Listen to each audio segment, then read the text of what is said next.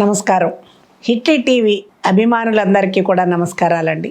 ఒక మంచి ఛానల్ ద్వారా భారత కథలు చెప్తున్నటువంటి సాటిస్ఫాక్షన్ నాకు చాలా ఉందండి. చెప్పాలి, కథలు పిల్లలకి అర్థమయ్యేలా చెప్పాలని ఉంది, కానీ నాకు మంచి ఛానల్ దొరికింది. ఇప్పటికి ఎన్నో పాత్రల గురించి విశ్లేషించుకున్నాం. ఇది తక్కువ సూక్ష్మంగానే చెప్తున్నాను, నేను మరీ విశ్లేషణ చేసి చెప్పడం లేదు. పాత్రల ద్వారా మనం గ్రహించేటువంటి నీతి ఏంటి అనేది కూడా నేను దృష్టిలో పెట్టుకుని చెప్తూ ఉన్నాను. ఇంతకుముందు నేను శకుంతల దుష్యంతుల చరిత్రని పార్ట్ 1లో చెప్పాను. సెకండ్ హాఫ్లోకి వస్తున్నాను. నేను కాళిదాసు రచించినటువంటి అభిజ్ఞాన శాకుంతలాన్ని ఆధారంగా చేసుకొని నేను ఈ శకుంతల దుష్యంతుల చరిత్ర చెప్తూ ఉన్నాను. కణ్వుని ఆశ్రమంలో ఉన్నటువంటి శకుంతల దుష్యంతుని మాయమాటలకి లొంగి ఆయనతో గడిపిన కారణంగా గాంధర్వ వివాహం చేసుకున్నాడు, మాట్లాడకుండా వెళ్ళిపోయాడు. మళ్ళీ అమాయకురాలైనటువంటి శకుంతల గర్భవతి అయింది. దుష్యంతుడి దగ్గర నుంచి సమాచారం లేదు. ఇంకా పెళ్ళి అయినటువంటి స్త్రీ అత్తవారింట్లోనే ఉండాలని కణ్వుడు గౌతమి, శారంగరవుడు, శారద్వతుడు అనేటువంటి తాపసులను ఇచ్చి ఆమెని దుష్యంతుడి దగ్గరికి పంపించాడని గతంలో మనం చెప్పుకున్నాం. అక్కడి నుంచి మనం కొనసాగుతూ ఉన్నాం. శకుంతల కణ్వుడి ఆశ్రమాన్ని వదలలేక దుష్యంతుడి దగ్గరకు వెళుతున్నటువంటి ఒక ఆనందంతో ఆవిడ బయలుదేరి వెళ్ళింది. రకరకాల భావాలు పాపం ఆమె మనస్సులో. ఇంతకాలమైంది దుష్యంతుడి దగ్గర నుంచి సమాచారం లేదు.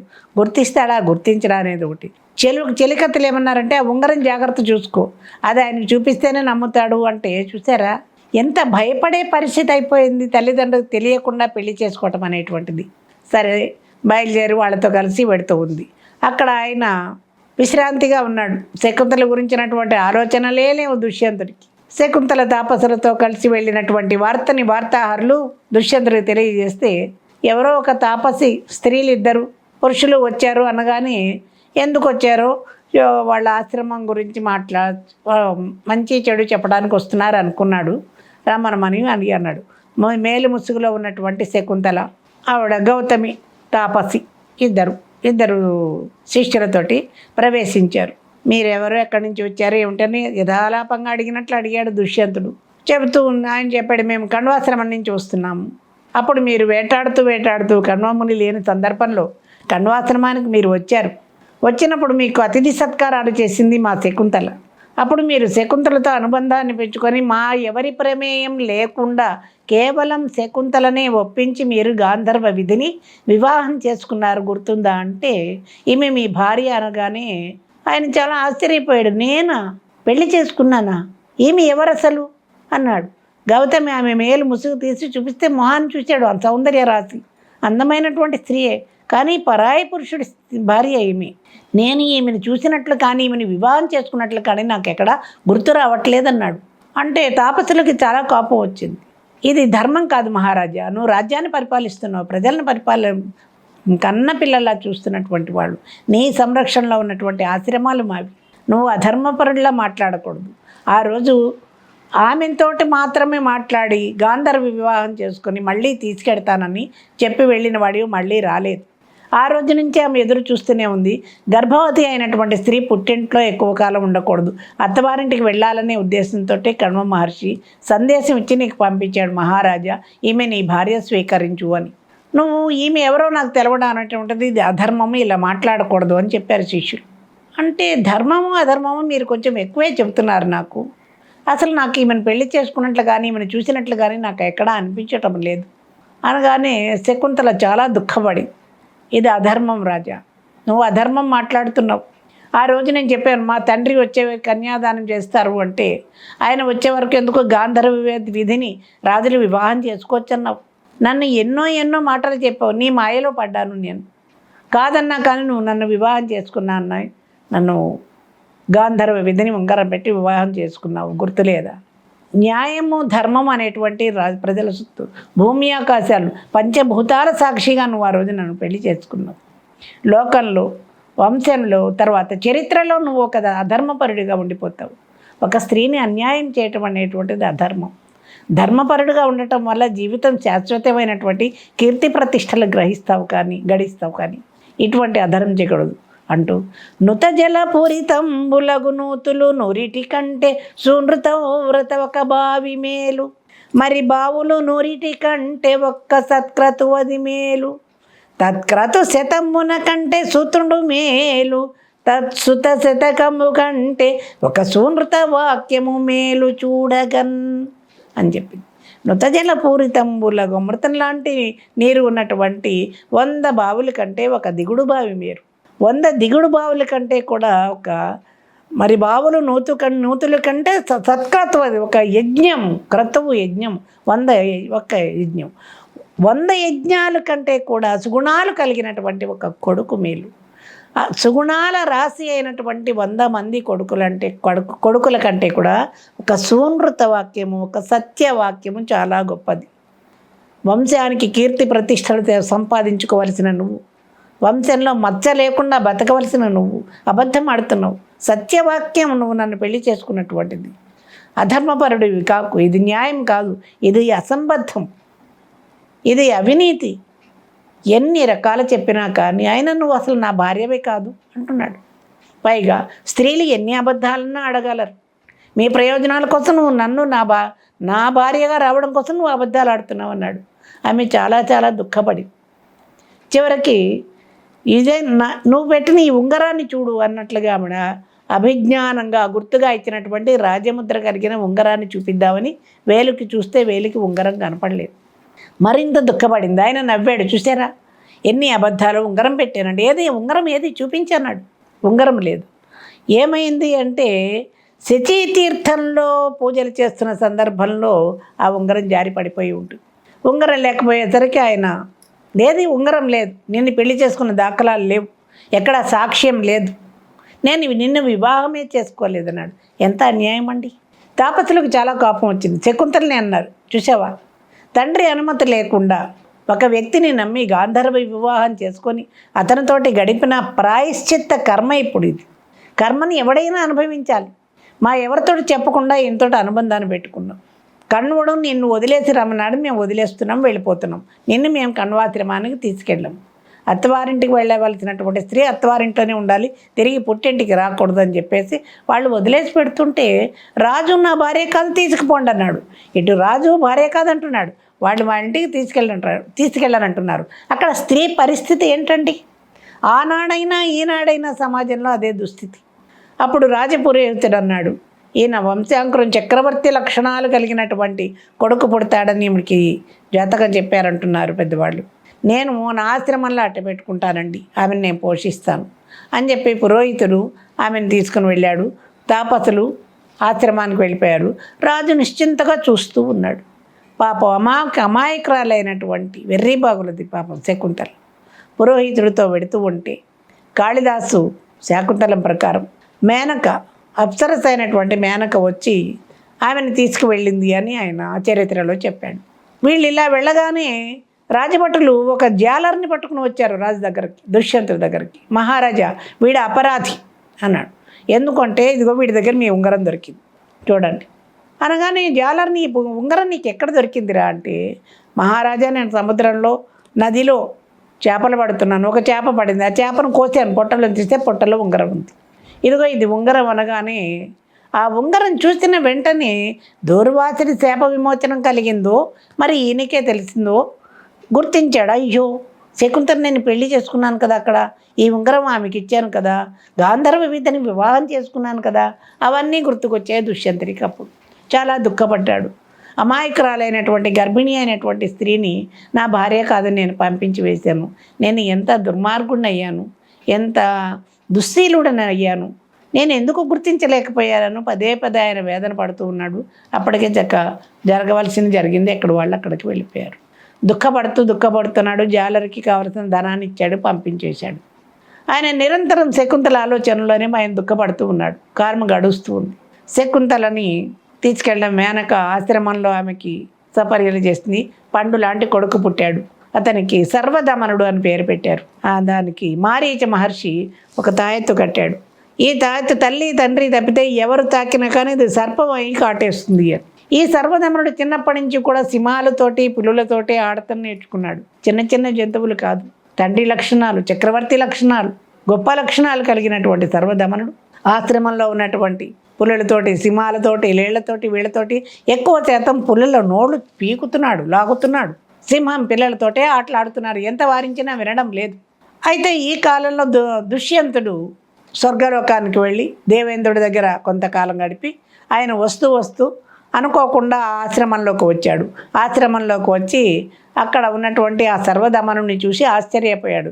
ఇంత శుభలక్షణాలు కలిగినటువంటి ఈ పిల్లవాడు ఇక్కడ ఎందుకున్నాడు ఆశ్రమంలో అనుకుంటూ అతనితో మాట్లాడుతూ ఆ పిల్లవాడిని ఆడిస్తూ ఎత్తుకుంటూ సింహాలతో ఆడుతుంటే వారిస్తూ ఉంటే అక్కడున్న చిలికత్తల తాయెత్తును ముట్టుకోవద్దు, అది తాయెత్తు ఊడి కింద పడింది.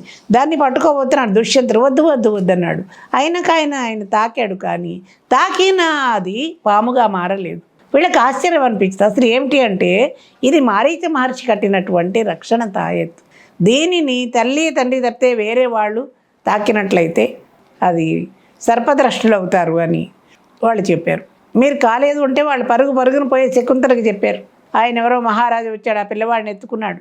ఆయన ఆ తాయెత్త పట్టుకున్నా కానీ కాలేదు అనగానే ఎవరై ఉంటారా అనుకుని పాపం చాలా నిరాశలో నిస్పృహలో నీరసించి ఉన్నటువంటి పూజలు పునస్కారాల్లో ఉండి ఒక వెర్రి బతుకుతోంది శకుంతల. వచ్చింది, రాజును గుర్తించలేదు. చిక్కి శల్యమైనటువంటిది, బతికి ఇలా అయిపోయింది కదా అనుకుని కొడుకుని చూసే బతుకుతున్నటువంటి ఆమె రాజును చూడగానే రాజు గుర్తించాడు. అయ్యో శకుంతల ఇలా అయిపోయింది అనుకుని నేను శకుంతల అన్నాడు. ఆయన గుర్తించలేదాను. అప్పుడు ఆయన ఉంగరం చూపించి జరిగినవన్నీ చెప్పి నువ్వు వెళ్ళాక నిన్ను గుర్తించాను, నీతో వివాహం అప్పుడు నాకు గుర్తుకొచ్చింది అనగానే దుఃఖపడింది. మీరు మహారాజులు, అప్పుడు అలా అన్నారు, ఇప్పుడు ఎలా అన్నారే, ఎలాగైనా నడుస్తుంది అన్నట్టుగా ఒక విరక్తి భావనలో ఉండి వీడు మీ కొడుకు అడిగాడు. అమ్మ ఈయన ఎవరో నన్ను ఎత్తుకుంటున్నాడు అంటే ఆయనే రాని తండ్రి. పరాక్రమవంతుడైనటువంటి ఆ కొడుకుని ఎత్తుకోగానే ఆయన ఆనందంతో పరవశించిపోయాడు దుష్యంతుడు. చాలా సంతోషంతో కొడుకును స్వీకరించాడు. శకుంతలని కూడా తీసుకొని ఆయన రాజ్యానికి వాళ్ళందరి అనుమతితోటి ఆయన శకుంతలను తీసుకువెళ్ళి పట్టమహిషం చేశాడు. ఉత్తర అతనికి సర్వదమనుడికి భరతుడు అనేటువంటి పేరు పెట్టి వంశీకుడిని ఆయన చక్కగా పెంచాడు. ఇది శాకుంతలం కదండి, జరిగినదే. కానీ జరిగిపోయిన దుష్యంతుడు, శకుంతల, భరతుడు ఈ పాత్రలన్నింటినీ పక్కన పెడితే సమాజంలోకి మనం ఒకసారి వద్దామండి. వచ్చినట్లయితే ఏమి సమాజం? ధర్మకాలం అంటారు. ఏ కాలమైనా కానీ స్త్రీ పరిస్థితి ఒక్కలానే ఉంది. మాయ మాటలు చెప్పడంలో మగవాడిని మించినటువంటి వాడు ప్రపంచంలో ఉండడు. మానవత్వం ఉండదు, ధర్మం ఉండదు. ఒక స్త్రీ బతుకుని చేస్తున్నామనేటువంటిది లేదు, కూలుస్తున్నామనేటువంటిది లేదు. నేను బాగున్నానా లేదా, నా స్వార్థం. వ్యామోహం పడితే వ్యామోహాన్ని తీర్చుకుంటాడు మగవాడు. అవతల స్త్రీ బతుకుని గురించి ఎవ్వరూ ఎప్పుడూ ఎక్కడ ఆలోచించటమే లేదు. ఇది మగ ప్రవృత్తి, అమానుషమైనటువంటి మగ ప్రవృత్తి. అయితే ఎందుకంటే ప్రకృతికి సంబంధం లేనటువంటి శరీర తత్వాలు, ప్రకృతి ప్రభావాలు మగవాడి మీద ఉండవు. అందువల్ల మగవాడు ఏం చేసినా కానీ లోకం మగవాడిని సమర్థిస్తుంది, కానీ స్త్రీని సమర్థించటం లేదు. తప్పు నువ్వు కూడా చేసేవు కదా అని స్త్రీనే అంటున్నారు. కానీ అరే ఒక స్త్రీ అబల, శారీరకమైనటువంటి శక్తి ఉన్నటువంటిది కాదు, స్వేచ్ఛాజీవి కాదు. తల్లిదండ్రుల ప్రాపకంలో పెరుగుతున్నటువంటి స్త్రీ, ప్రపంచం అంటే పెద్దగా తెలియదు. అటువంటి స్త్రీని మాయలో పడేయటం అనేటువంటిది మగవాడికి చాలా సులభం, ఈజీ. పడకూడదు అనేటువంటి తెలివి స్త్రీలకి ఉండడం లేదు, అప్పుడు లేదు, ఎప్పుడూ లేదు. నేను చాలా గొప్పదాన్ని చేస్తాను, నిన్ను ఏదో చేస్తానంటాడు.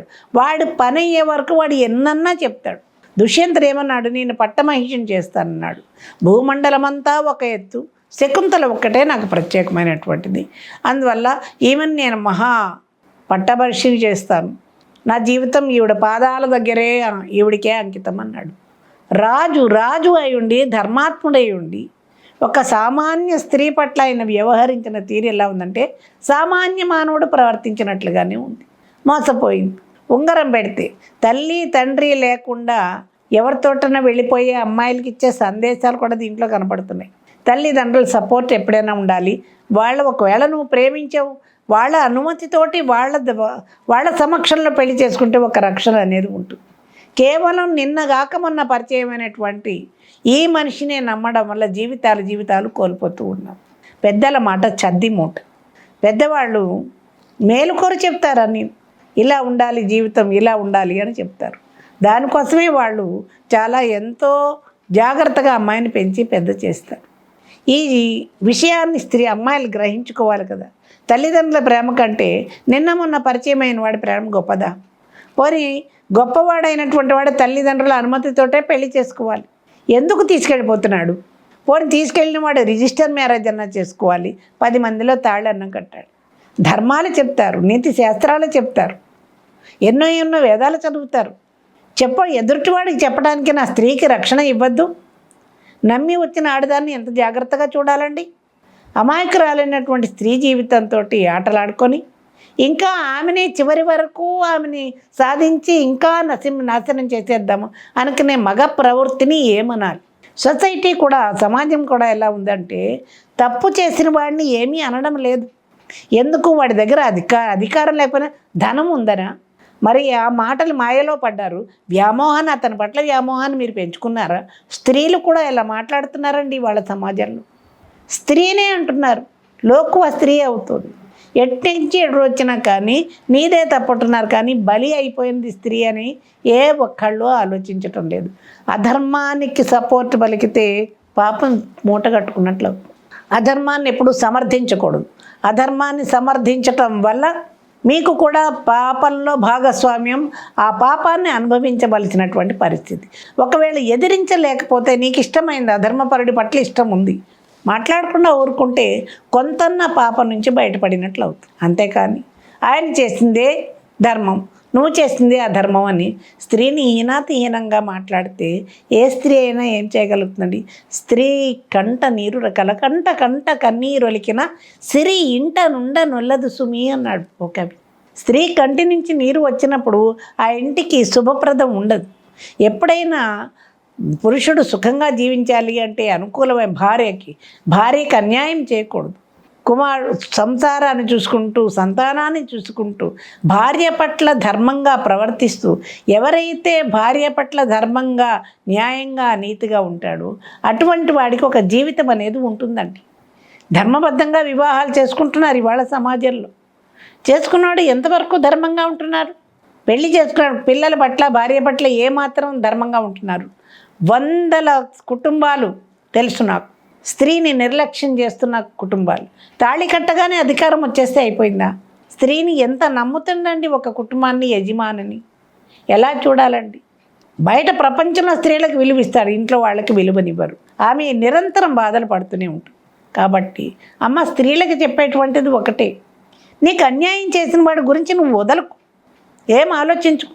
అన్యాయాన్ని మనం ఎందుకు సహించాలి? అన్యాయాన్ని ఎదుర్కో, ధైర్యం ఉంటే ఎదుర్కో, కానప్పుడు మాట్లాడుకూరుకో. కానీ బయటకు వచ్చి వెళ్ళి మాట్లాడుతున్న వాళ్ళు ఎవరో తెలుసా అండి?